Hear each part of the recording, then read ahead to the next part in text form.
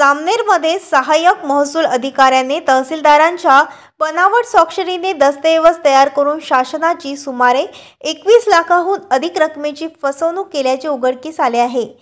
या प्रकरणी जामनेर पोलीस ठाण्यात संशयितांच्या विरोधात शनिवारी गुन्हा दाखल करण्यात आला।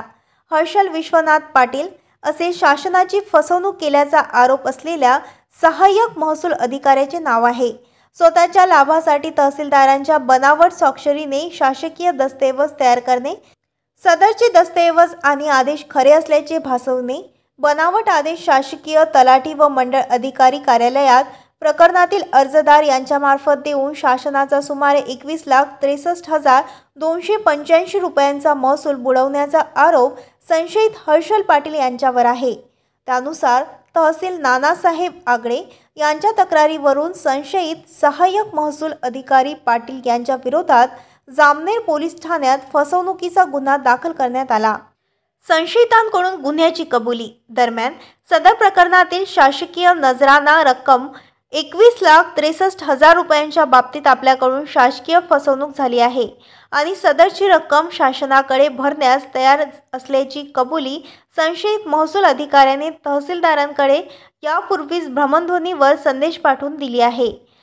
त्याचप्रमाणे माझ्या कुटुंबाचा व मुलांच्या भविष्याचा सहानुभूतीपूर्वक विचार करून मला अक्षम्य चूक दुरुस्त करण्यासाठी संधी देण्यात यावी, असेही पाटील याने तहसीलदार नानासाहेब आगळे यांना त्यांच्या भ्रमणध्वनीवरून पाठवलेल्या संदेशात म्हटले आहे। त्या दृष्टीने पोलिसांकडून आता तपासाची दिशा ठरवली जाणार आहे।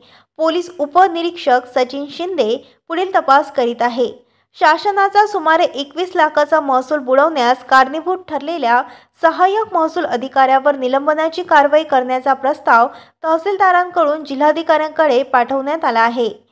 महसूल विभागाचे गैरप्रकार चव्हाट्यावर पाचोरा तालुक्यातही 15 दिवसापूर्वी पीक नुकसान अनुदान वाटपासाठी शासनाकडून प्राप्त झालेल्या रकमेतून सुमारे 1,20,13,517 रुपयांचा अपहार केल्याचे उघडकीस आले होते। या प्रकरणी महसूल सहाय्यक अमोल भुई आणि मुख्यमंत्री युवा प्रशिक्षणार्थी गणेश चव्हाण यांच्या विरोधात पाचोरा पोलीस ठाण्यात तहसीलदार विजय बनसोड यांच्या तक्रारीवरून गुन्हा दाखल करण्यात आला आहे।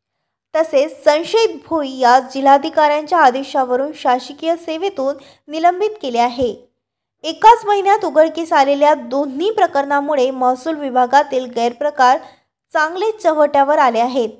नागरिकांकडून त्याबद्दल तीव्र नाराजी देखील व्यक्त करण्यात आली आहे। महाराष्ट्र न्यूज लाईव्ह मुंबईसाठी दिलीप कुमार चव्हाणसह कॅमेरामॅन ज्ञानेश्वर चव्हाण, जळगाव।